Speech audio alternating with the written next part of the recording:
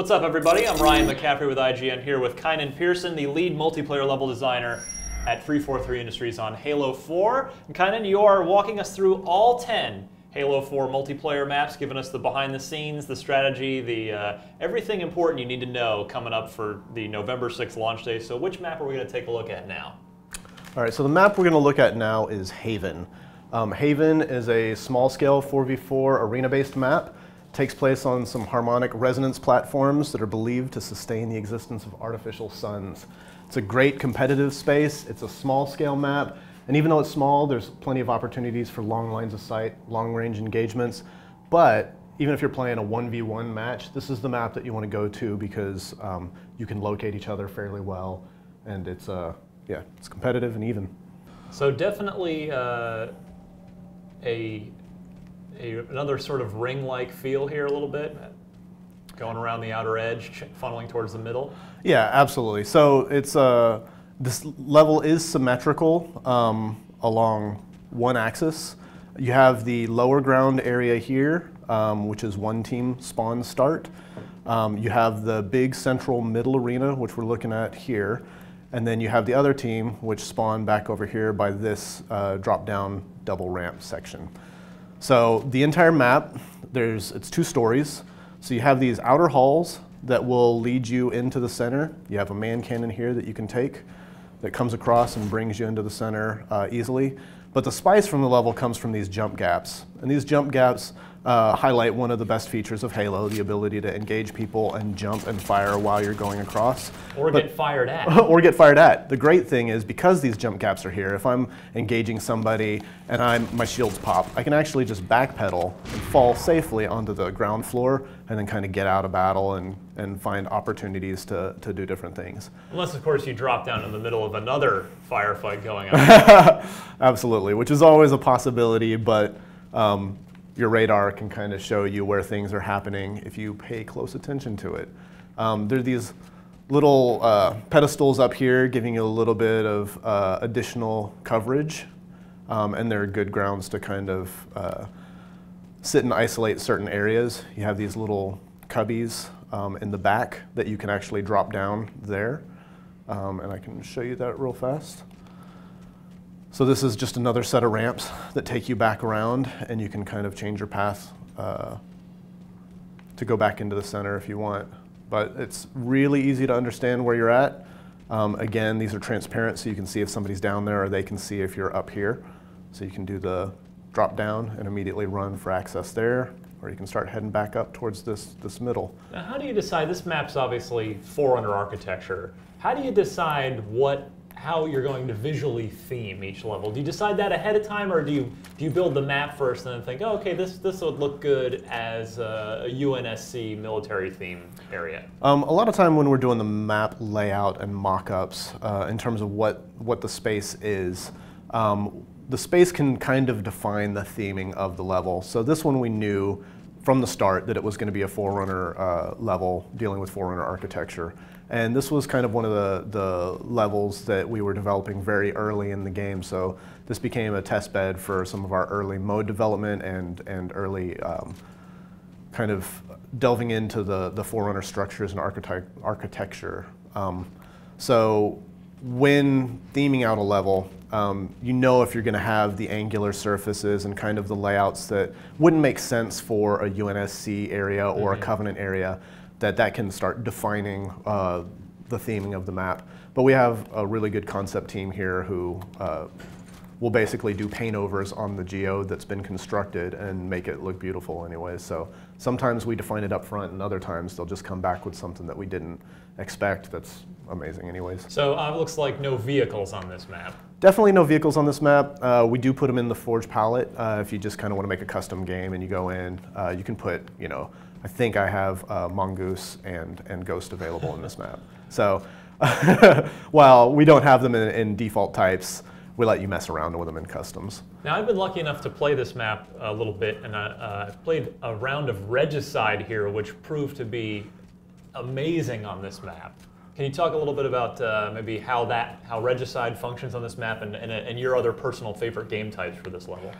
Yeah, so Regicide is definitely a showcase for this map in particular because it's a free-for-all mode. The map, there's always multiple routes into any of the areas, so there's 3 routes everywhere to get to any area. So it's really difficult to kind of reinforce one specific location for too long. So Regicide's great because the entire flow of the map all goes out towards the center, but there's plenty of areas to run and plenty of routes that you can take and change elevation. So anytime you're trying to locate the king, you know exactly where he's at. The map is small enough that you can pretty much sprint to reach the areas where combat encounters are taking place.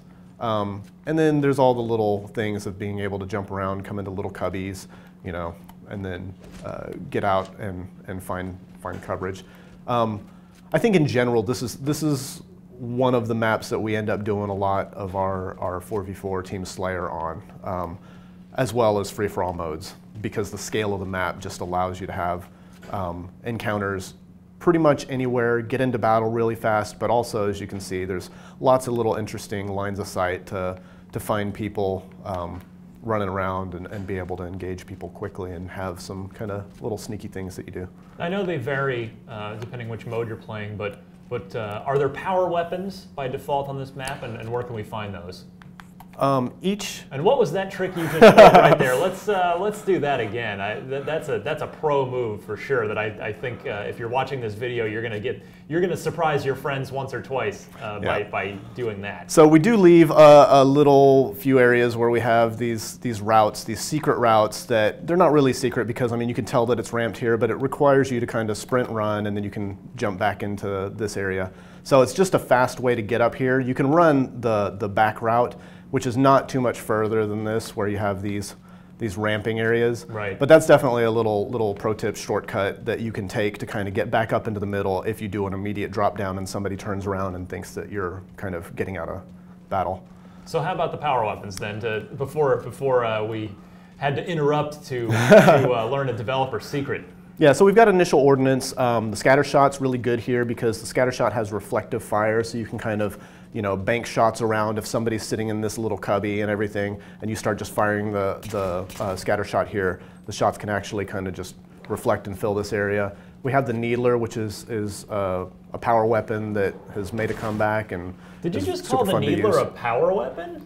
Yeah, the Needler is in fact a power weapon because it has guided shots in terms of once your reticle's red, it's really easy to fill somebody up so that they can super combine. But yeah, it's one of those things where if you come across somebody with a Needler, there's actually something to fear. We've come such a long way from Halo 1 multiplayer where the Needler was the laughing stock. So what else can we learn about this map? Well, the good thing is, that even though the map is fully symmetrical, it's easy to tell which side you're on whenever you're spawning because the flow of the map. You can see that these little indicators here on the halls kind of have these little sweeping lines. So whenever you're having encounters in these areas, you've got some coverage in the pillars that are in the center, but you always know which ones are leading towards which area just because of the sweep of this and the window structures. The other thing, though, is that right now you can see with the drop downs and the jumps that even if you're backpedaling, we took a lot of time to make sure that you're not going to like backpedal, fall, and run off. And this is another one of the things where we have the little support structures, and the pads down here are wide enough that for the most part you have to kind of commit to jumping off, trying to do something like jetpack or whatever to fall to your death. Now you mentioned that this was one of the first levels that you guys really had up and running, that you used it to sort of test out a lot of things. So has it changed and evolved through that process since it's been around one of the longest? During the arting process, a lot of things were addressed or shifted, but for the most part, the general flow of the level has remained the same. And ultimately, it was one of those things where when we started making this, we wanted to have something that had a traditional Halo feel, would fit comfortably into any Halo really, and could function, but also that just had its own unique elements that capitalized on some of the things that we were doing with the armor abilities that we have and the weapon types that we've provided. And finally, speaking of armor abilities, I've been asking you on just about every map we've been profiling. What, depends on game type, sure, but what are your personal picks for armor abilities that suit this map well? So for me, it's thruster pack all day on this map. Other people will speak to other things, but I think just the fact that you've got these corners, it's a really tight-knit map. Whenever you're engaging people at distance or whatever, you can kind of do this until your shield's pop and then thrust over. But again, the shield is always a good thing to have, just to be able to back out of combat as well. Jetpack will give you some minor opportunities on the outside, but we've got the lower ceilings in here. You're not really going to break the flow of the map. Yeah. And yeah. Well, that is Haven. And for more on all 10 Halo 4 multiplayer maps, breakdowns of all 10 with the designers from 343 Industries, keep it locked right here to IGN.